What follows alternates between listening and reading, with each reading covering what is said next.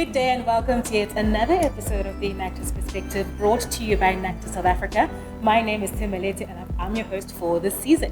We're now joined by the president of the University of the Free State campus, Miss Salima van Schalkwyk, and she's going to share a bit more about her journey as the president of this team. Salima, thank you for joining us. Thank you.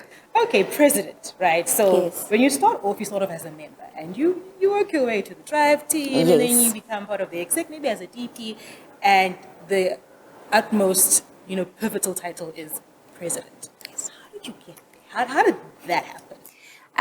It's actually very funny because I wasn't actually meant to be in the executive when I first started. I never started as a regular member. Okay. Our faculty advisor, Dr. Gray McGuiza, actually believed in me so much that he created an extra portfolio in the executive just so that he can add me. And I think from there on, I've always been with Enactus within the executive. And my journey with it has been very interesting. Honestly, it has been very interesting, yes. Why interesting? Of all words, why interesting? I would definitely say that I am not the same person that I was before Enactus that I am right now. I learned so much. My dad always tells us that the best conditions are the ones that are tough to shape you into the better person that you want to be. And Enactus is that hard condition. It's that condition where your resilience is tested. So I really think that I have a lot to say from where I was and where I am now with Enactus. Okay, take us through that. So you lead a team of how many people? So the team, we have about 3 project teams, so that's roughly around 15 plus active members. Okay. And then we have newly recruited, which is around 25. So they are still in the development stage, still getting to know about Enactus, what it is, and before they can start conceptualizing their projects. Okay, speaking of projects, take us through the project you presented today. How's that going? All right. So Biofly Pro is the project that we presented today. We are all about black social fly farming. We intend to introduce this type of livestock feed to the livestock farmers in Schalkwyk. We've realized that 51,000 households are active in agricultural activities, but only 17,000 of these households earn a sustainable income from the agricultural practices. So when we analyzed this, there were a lot of problems that came with their agricultural activities, one including access to quality livestock feed. And then with the crop farmers, of course, it was definitely stuff like soil fertility and all this stuff. So our team really spent, I think we almost spent about a year trying to find a solution for all of this chaos that's going on in the agricultural sector in Schalkwyk. And one thing that I could say is very remarkable about farming black soldier flies is that we kind of kill 2 birds with one stone, because we harvest the feed, but the byproduct of the feed throughout the production is actually an organic fertilizer. So that also now serves as a solution for the infertile soil that the crop farmers are facing with, as well as the feed being high in protein, also now serving as an organic form of livestock feed for farmers who are struggling to have access to the standard feed, which is like soybean and fish meal. So I've fallen in love with this project. I can definitely say that I was pretty grossed out because the process, I would have never thought that I'd love worms the way I do now.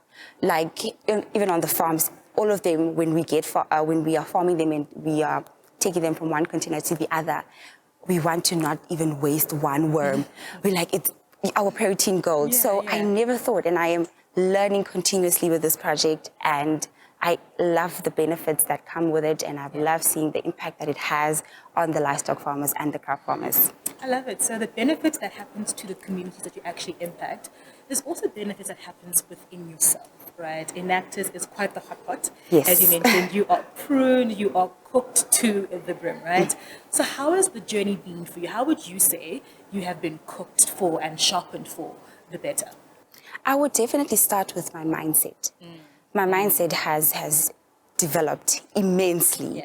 I would definitely say now I have an entrepreneurial mindset because Enactus really shaped me into that, challenged the way I think, thinking outside the box, trying to, spot out the weird thing about it and what we can do with the weird thing. So with my journey, I would definitely say the way I think has changed and developed positively with Enactus.